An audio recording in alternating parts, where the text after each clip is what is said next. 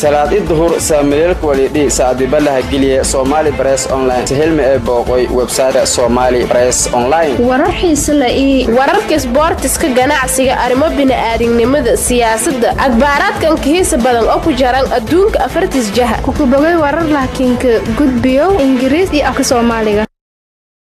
farxadan ingata hadii aan xilbaanada deegaanka ku jeedonayna meeleraayso eedanka faraxsana inay meeleraayso dadka deegaankaas ay oo isin walan tara doontaan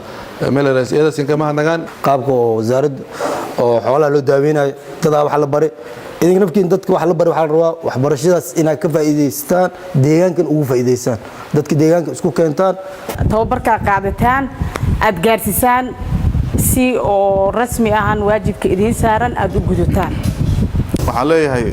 dadka tababarka qaatay halkan ugu furnay maalintii 29 bishii soo dhaafay iyo maanta xaqiiqdii si xilbaanku uu sheegay farq weyn naga muuqdo oo ah waa maalin farxadeed cilmigii soo baranay mataqaana ma sha Allah aan dhihi karno mataqaana natiijadiis in la haayo maanta waa noo muuqata moral ahaan iyo